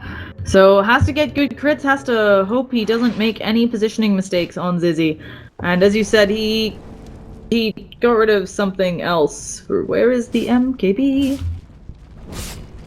It's flying out to him now. It has to be a little bit careful because MSS may be intercepting. They're going for him. MSS is stalking. Can MSS kill this courier with an enchant totem with a blink? It's also that weird. Is it? Yeah. I think that's fantastic, obviously. Obviously a good item. Oh, he gets the courier. What did he? Oh, the net worth was 0 though. It already made its final delivery.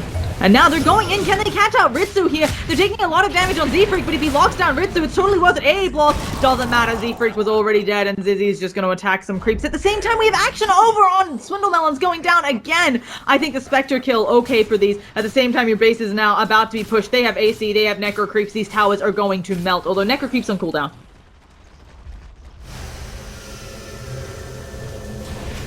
How long do these babies have?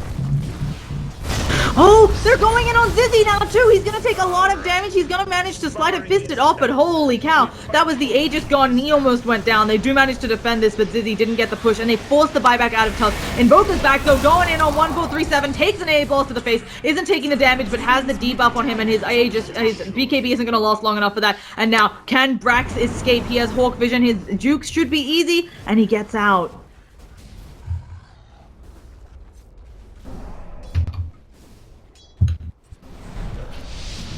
Yeah. So let's see if Chessie, the invisible man, can catch anybody out here. And doesn't look like it, but they have some stuff pushing in. They can just go to the top lane. Yeah, that's what they're pinging out. They're like, hey guys, we got creeps touching bottom, but let's just do some work on top. And he's actually alacriting, working on bottom. Fissure comes out, but it is off the mark. And Zizzy is working on that top tower as well. These towers going down so fast. They will, yeah, it's at 50 damage. Like, they're losing the tower. Will they lose the racks though? Zizzy hitting like a truck. He's like gonna spike shot, 10-shot this. He is stunned up. There is an enchant totem, but backup is coming for Zizzy. Oh no, sorry, that was the Spectre coming in. Can't tell the TP colors there. I thought it was the bots in from somebody else, but no.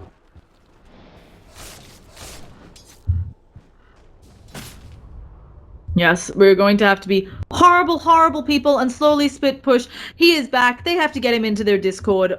Excitement, excitement. So. And yeah. Yeah.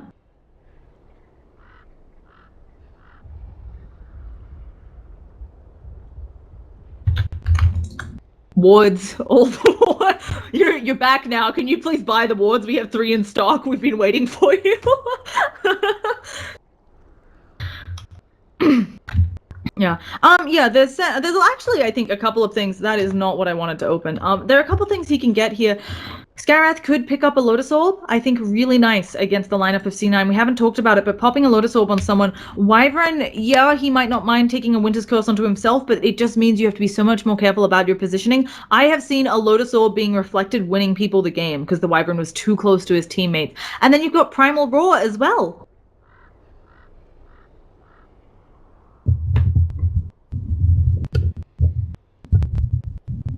Yeah, so... So, I think the Lincoln's also good, but I think Lotus Orb just a bit scarier in a couple of cases. But, I mean, either. I think there's better uptime slightly on the Lotus Orb. I believe it's got like 2/3 uptime. Time to learn things about Dota together. Oh, I'll make you check. Excellent. Oh, and then I don't even have to... Deferring to you as the knowledge in this co-cost. Either way, we got buybacks aplenty. We're rocking out on people. Tusk has used his, but everybody else has this.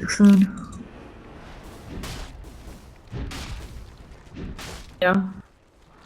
So, and then Lincoln Sphere is Lincoln Sphere is down. Yeah.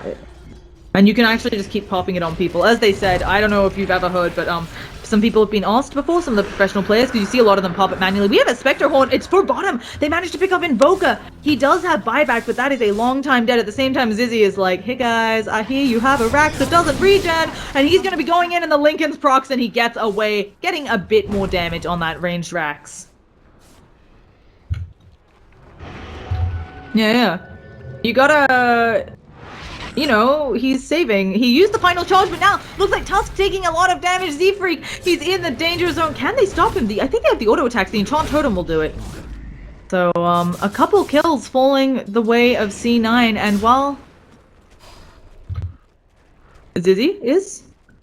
He'd need two, just in case he dies. And, speaking of just in case he dies, if he doesn't know that there's a refresher on this Wyvern! Oh gosh, Zizzy, you're going in ham, and you need to get out! Do you think he has time to click around like that when he's been doing a lot of this split pushing? Okay. I actually really like Scotty on Ember Spirit. I feel like a lot of people undervalue it. It is a huge AoE debuff, and he cancels his bots. And it's something where Spectre, she's hard to kite, of course, because of the whole I just make illusions and kill you. But if you can fight her one-on-one, kiting her with the Scotty and Sleight of Fist, same with the Beastmaster, right? You can get some utility there. You want the Divine.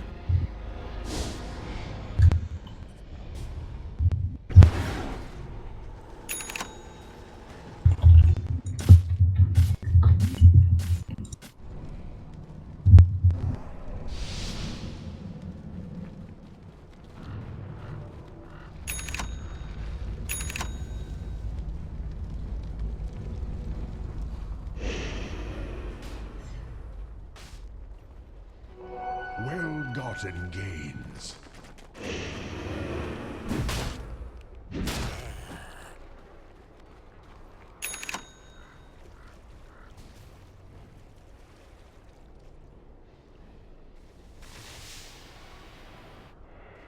Yeah. Yeah.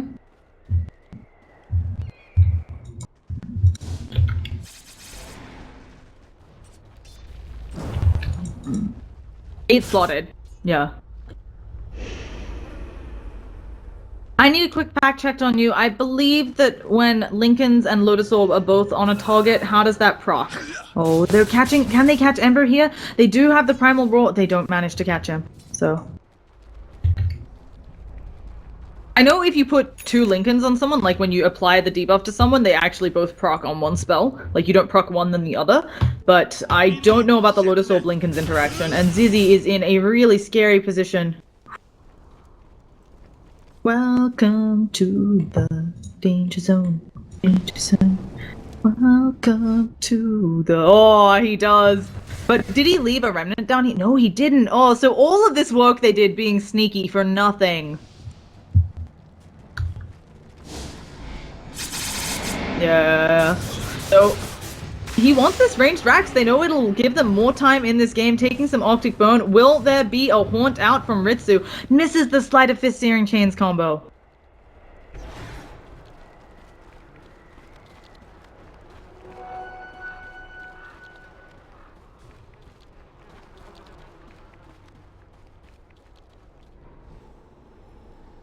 Yeah, it's a fantastic spell. It scales well. And Wyvern just in general like a Doxy because you're toning your opponent's strength against them. You scale fantastically. So we're in for the long haul. I really wish I'd had another piece of pizza because the one I had isn't doing it for me. I'm getting peckish. We all know what happens there. I mistake things for cats. So looking around, we will have some new item pickups. There is the refresher out on the Beastmaster that you talked about so long ago. Spectre has her heart, has the Aegis, although that should be expiring in 2 minutes, and AA, Atos. So I don't mind this. It's an excellent item, gives you lots of cheap int. It also is fantastic for kiting people. I really would have preferred a refresher or something. No, it is.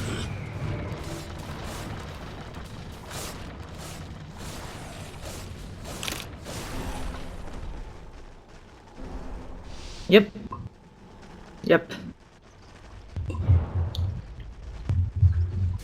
Yeah, 100%. So we're gonna see the high ground push, the first of them from Cloud9. Ember Spirit not getting lucky crits on that Sleight of Fist. He needs the crits of Dreams. They gonna miss the Mystic Flare and the Tornado coming out. He does get a Searing Chains onto Brax, but needs more damage. And this Spore, oh, both Spores died. That's so sad. That's Spore cruelty. Oh. Interesting forced off action. Ritsu's just gonna stand up here and take it. He doesn't have to worry. How long have we got on this? We've got a few, like a minute more, and so Ritsu may be wanting to play a little bit more carefully, but he should know he's just fine. Radiant's middle tower has been denied. Yeah. Yeah. Not hitting enough, not getting those lucky crits, and Ritsu ready to fight him 1v1 me in the Roche pit. There's gonna be a meteor, but it doesn't hit anyone. And now Ritsu, he doesn't have any mana, but this guy, he just doesn't care. There comes the Primal Roar onto Zizzy. I have an Ice Blast to follow it up. They try to heal him up, but you can't do that anymore. And Zizzy in the snowball. Let's see if he goes down. He's gonna Remnant away, but they use the Winter's Curse on Z-Freak now as well. Ritsu pounding into him, still has the Aegis. They manage to kill off Z-Freak. He buys back immediately. Aegis is down, but he has a second life coming up, and this Spectre is not easy to kill. Brat's stuck in the bunch of creeps, and immediately Swindlemelon blows up to Ritsu. This team fight a big mess. They're losing their range racks to all of these minions. And it's down. They've broken the base for C9, the first ones to acquire a Rax. And a big team fight going their way as well. Oh, but there's still more. Invoker wants to go in. Ember Spirit wants to go in. Sleight of Fist, big crits on. And do they have the refresher? Oh, she doesn't get off the second Winter's Curse. She does have buyback though, so she could get back into this fight. But if they catch up, Ritsu, MSS taking a lot of damage. A Blast does hit, but Ritsu doesn't want to fight here. Neither does MSS. He's Glimmer caped up. Will he blind enchant Totem? He is dead, so you can't do that. And Ritsu with the Sunstrike, pure damage. It's enough. Gem explodes outside of him, but both teams have lost their hard carries. They are 3v2 and buybacks galore up all over everybody's faces. So,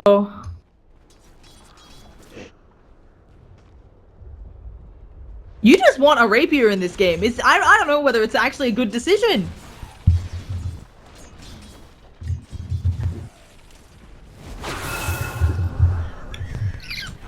Oh my goodness, and he kills off the AA, he piggies, and he has the deafening blast from all sides, and now they just need to work on it. AA buys back, he of course does have a AA blast, and forcing that buyback still totally worth it. If they can force another one, go. Will Chessie kill again?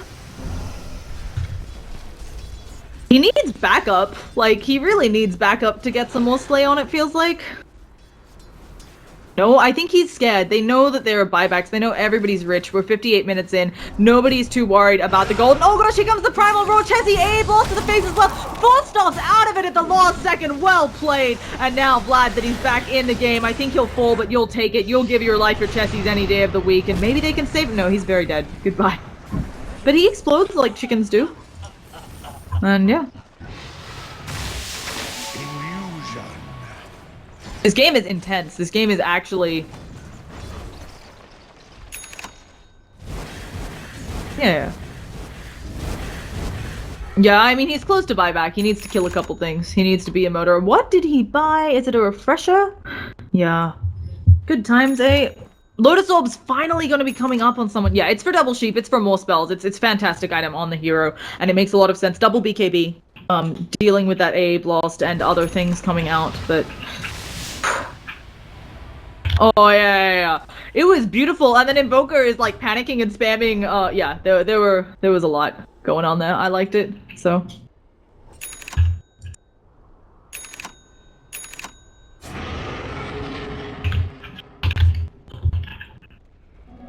Regeneration.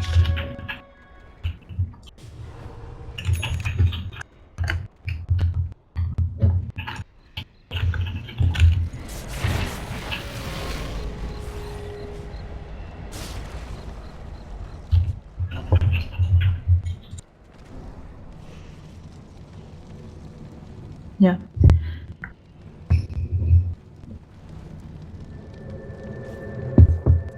Mm-hmm.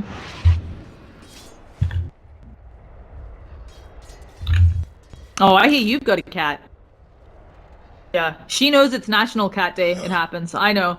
She's just telling us all that Walrus Man is a cat. Yeah. Anyway, not important. Yes, I agree. There have been some buyouts recently, which are a little bit worrisome. Ritsu is pretty far away. I think he just thinks he can farm this up, but Chessie was stalking, and also Chessie, he's keeping the forced off in the stash. I assume that's just like maybe his refreshers on cooldown, and he'll take it back. I don't know. Feels like you need second courier. Yeah, but as you said, I do agree. It feels like complexity they're behind now. You are getting slowly suffocated by C9, and if you don't go for a crazy, like the safe play just gets you to lose more slowly.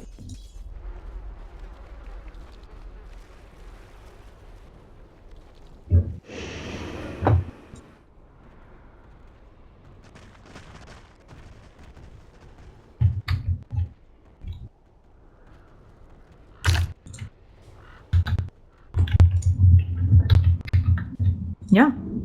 So, not looking rough. And now Brax is just chopping down trees. He's not being environmentally friendly, considering that he's a Beastmaster. I think it's looking for those secondary couriers, if there are any, looking for wards. And there is Rapier number 1. Will we see Rapier number 2? I do hope so. Whoa, why not? Whoa, whoa. So 1 Rapier is like the best idea ever, but 2 is crazy talk?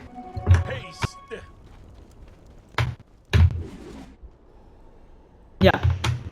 Don't mind if I do. Yes, in a cleave, yeah. What if you just Lotus Orb gaming from your teammates? They're not rich enough for that. Yeah, I think eventually if your teammates get rich enough, you can do some funky shit where you have them being your Lincoln's carriers, but we are not there yet. Oh, okay, well. So, yeah. And yeah, we're gonna be, Lotus Orbing it up on the Skywrath. We've got, we can see huge net worths here, but I'm not, I mean, folks, you can take a quick look at the net worths, and then I'm going straight back to the buyback window. Oh, we can also take a look at how lots of people are level 25. So exciting. But I want the buyback status, because I think really that's what matters right now in the game. So if you lose the Rapier, do you just GG? He doesn't have enough for second Rapier and buyback. Don't think.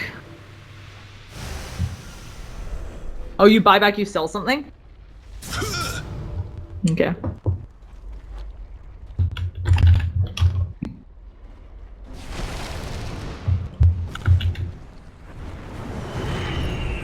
Radiant's top tower is under attack. Okay. Oh, we have a fissure. It's catching up Swindle Melons immediately. Lotus Orb, but it's a primal roll Lotus Orb. But the AA blast is big. SVG is stuck. He can't get offset. Where's the Winter Curse coming out? A big Echo Slam as well. But they have Undying for Wyvern, and I would take that trade any day of the week. But Invoker, Jesse is dead, and so is Z-Freak. Now Zizzy, he's trying to get in range to do something, but he doesn't have enough damage. He has to Remnant away, and it is a 4-for-1. Not a trade they wanted. Gems littering the ground. Oof. Yeah. Yep. So as you said, not working out for them. Oh, and he didn't have the Rapier on him.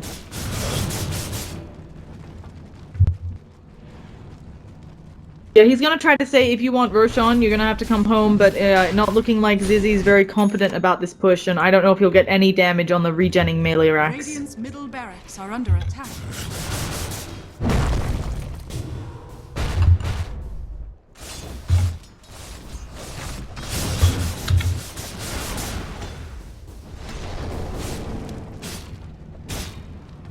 Yeah. 100%, so. Yeah, this is a game of Dota we got on our hands. We actually do have more than a kill a minute, which is nice considering how long the game is. They finally killed Roshan because they left the 2 of them, and they put it on the cheese on the courier. So, gonna be very happy with that. We have had a 12,000, actually a bit more than that, net worth lead that is now down at 0, and an experience lead that is in C9's favor.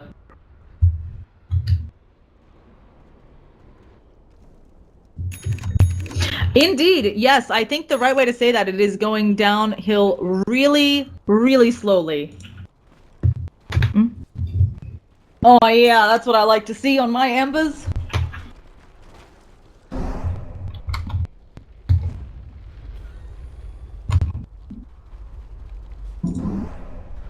You don't think it was the right time in the game?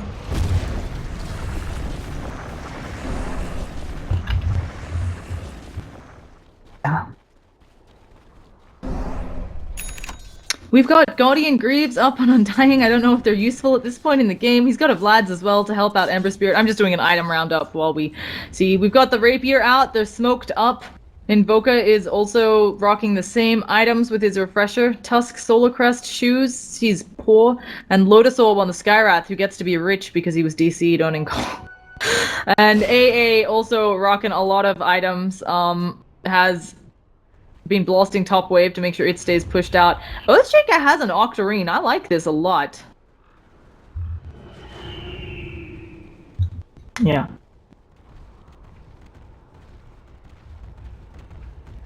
Can you enchant totem? Wait, fissure. Enchant totem, fissure. Will you be able to enchant totem again, depending on how you do this combo? Not quite. Yeah. Yeah.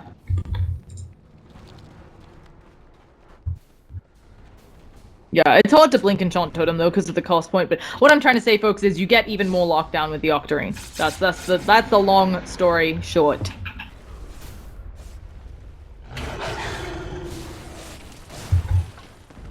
Yeah, I mean, probably, I don't want to say it won't ever be game breaking, but it's certainly an interesting interaction that we maybe weren't expecting to see today. Yeah. I'm actually a bit surprised they don't have a Vlad's on C9. It feels like the Wyvern could be an easy Vlad's carrier.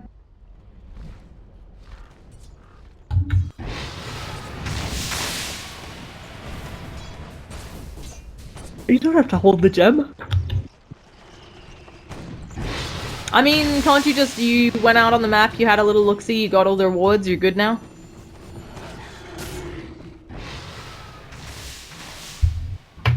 Yeah, that's very true. Visibility.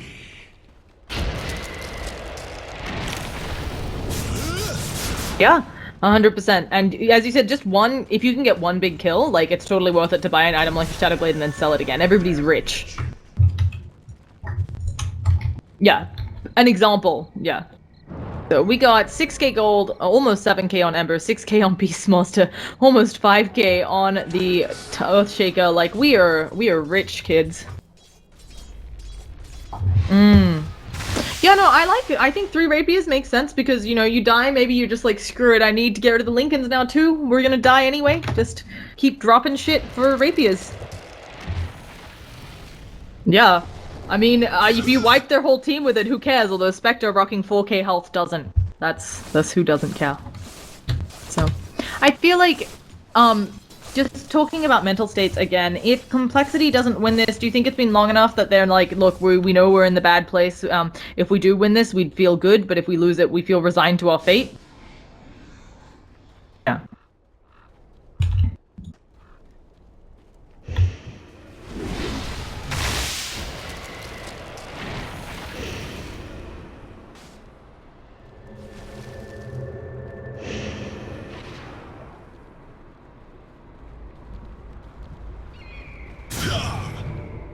Mm-hmm.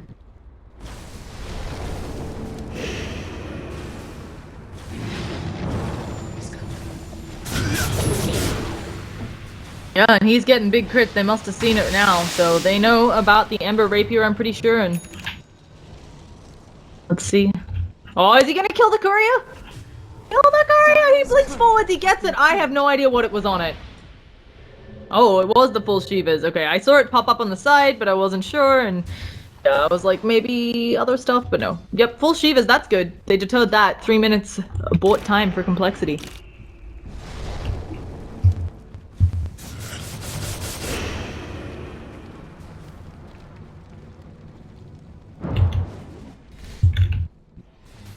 It's a game of Dota 2 that's going on for ages. We're a little bit talked out, so, that happens. Let's see if we can find- Oh, we have an engagement up top just as I say that they're gonna try to kill off Ritsu. Can they get him? He is taking so much damage. He's down. They're gonna be able to force a buyback here maybe, but no, they're bottom tower. Beastmaster Brax saying, look, Ritsu, you die. I'll make sure I save it. No, all of his creeps die to that bloody divine. So that was a huge kill. They have to do something, though. Like, I don't know if they can force buyback. They're feeling uncomfortable. Yeah. And now as we look at the buyback status, all of them up for the Dia, but not...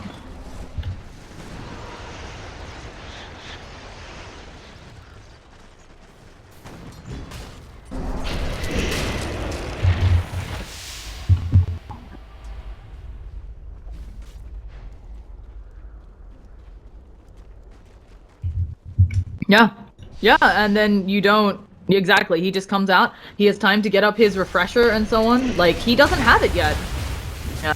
So they're pushing. They've got Ember Spirit, I believe, has a Remnant. He also has bots. Oh, he's going for the kill on Wyvern. He didn't get the crits, and SVG is just gonna TP out. MSS is too far away as well. Where is his Remnant? He's gonna just bots in on his teammates, and here it comes. Will we see the buyback? 30 seconds. They're doing good work on it. They might even just backdoor the top lane. Well, not really backdooring since they have creeps in the base, but they have got this tower down. Oh, in a few seconds, there we go. Finally, the tower falls. We've got Invoker. He's ready to work on that top Rax as well with Alacrity. He hits like a truck, and they're gonna get themselves the first set of Rax in this game. Rax trying to see what he can do. An Echo Slam you committed for Chessie, but this does open up the mid lane. What are they gonna do here? Z-Freak tries to save Invoker for a second, but now he's gonna go down as well. There's a Mystic Flare. Brax, he's so low. They need one more Mystic Flare. You gotta pop it into him, but he blinks away. Winter's Curse as well. SVG popping another one, locking down Zizzy. He's gonna lose the Rapier. The Rapier, oh, he remnants away at the last second, and he didn't have A blast on him, but in comes Ritsu. Glimmer KB doesn't know where to go. He haunts somewhere else, and he kills off Swindle, but the Remnant Master, oh, Zizzy's gonna go down to the Axes, and that is a Divine.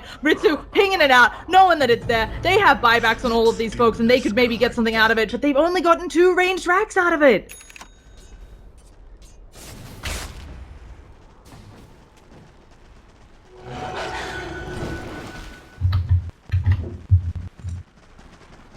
What? Did he try for— oh no, did he— he's gonna bots back, so he's gonna be fine, but yeah, he tried to use the Remnant to kill off— I mean, I feel like you know here that the Refresher is down on the Wyvern.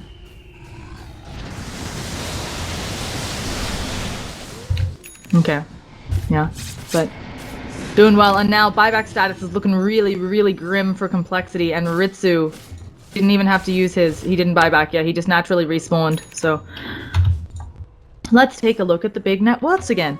Actually, Ritsu has fallen behind Brax on that Beastmaster, so that's interesting. Oh, yeah. Yeah, and at least it's like a saving grace. They can't give it to Spectre because of the number of slots and also Illusion Hero. So that's nice. With Arctic Burn? Oh. Yeah, that's— yeah. Suddenly— yeah, and we are— Ritsu hiding in the trees. Where is the second courier? Like, it is 73 minutes in, guys. Where are my, like, secondary couriers for everyone holding items? My refresher BKBs? Come on! I was promised some good Dota.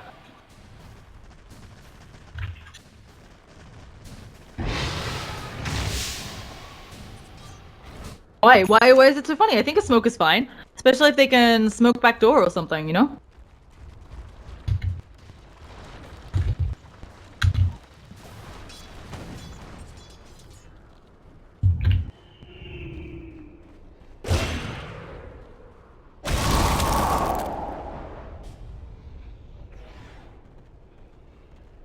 They're all about to die on Complexity. They're gonna catch out the Wyvern, has the invis. Can they do the damage? They do. They kill off the Wyvern. Here comes the Haunt. They drop the Tombstone as well. Are they just gonna walk away from this? It looks like they— oh, can they get any sort of follow-up kill on Complexity? Because that would seal them the game. Wyvern does have buyback, but I don't believe has 2 ults for another 20 seconds. And so if you can force a team fight in that window— but no, Complexity is gonna back all the way up.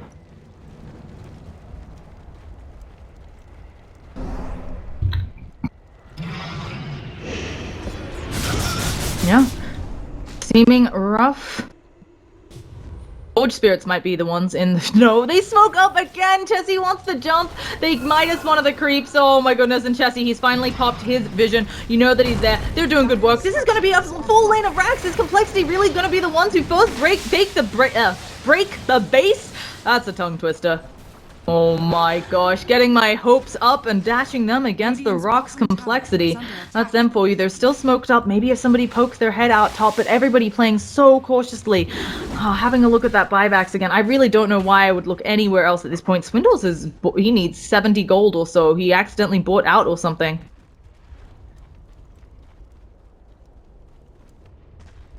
Yeah. So, no Wally's dead though. Okay, Invoker, how do we— oh, there's gonna be a Primal Roar, no time to talk about that. There's gonna be Ice Blast off them up, but it looks like Swindle's going down. Winter's Curse as well onto that, and there's an Abyssal as well. Swindle is dead, the Skyrath is dead, and they're catching Z-Freak out. Tornado's not going to save his life. Zizzy's going up top. Z-Freak's trying to delay the inevitable, but it is not enough. And now Zizzy is up top, has 2 Divine Rapiers on him. Is going to see what... he has a third in base? Oh yeah. There are 4 Divines in this game, and Zizzy is going to be seeing if he can, defend their base. Skyrath is brought back. They want to buy Zizzy the time to get the racks, but I don't know if this is the right play. Of course, Ritsu can come in anytime. The crits aren't enough, and Zizzy, now he needs to get back into his base. I think the Necro Creeps are working. They're deafening blasted, so that's a nice little thing there for them, but they have more than enough. Oh no, I don't know what happened. What do you mean he took the gem? Oh gosh, why does he have a gem and not a rapier? They get the Beastmaster. He can pick up this rapier. Skyrath, take it, become the carry, Vlad! He's not gonna do it instead, he's getting Echo Slap, AA Blast, Taunt coming in as well! The crits are not enough coming out of Zizzy, they know the Rapier's on the ground, the Fish is right on top of it! They need something, is Ritsu gonna get this? Invoker doesn't have buyback, and I think that might have just been GG, but the crits coming out! Swindle Melons is in there trying to buy time to get him another Sleight of Fist combo off! Zizzy, he finally has the 3 Rapiers, that Sleight of Fist was really small and tiny, he can maybe defend this, but they're gonna go for tier 4s here, and I don't know what he can do, he needs the crits of Dreams, he's not getting them, and now he's lost. I guess he's worried about the lockdown, and as you said, he needs the Battle Fury. I agree with you. I don't think he's getting enough damage. They're going to get 2 full lanes of racks here, and it might have just been GG for complexity. They're not going to get the Searing Chains. They've lost a range rack. Doesn't matter about that age, and now that is just the GG call. They're going to say it. Z-Freak poking his head around, trying to delay the inevitable, as you said. Buying time. And that is unfortunately the end to this epic game. We're going into a game 3. We're going to be late for the other set, but I believe they will wait for us. That's a Dota 2 for us. We're gonna try to get us into the game really quickly. I have to remember where I put the passwords. Do you have final words on that long game? Rapier. There were 4, I believe, in that game, and yeah, I think not having the Battle Fury up there really did him in, but either way, game 3 coming out. Can Cloud9 get their first win of this group stage, or is Complexity gonna be up 2-0?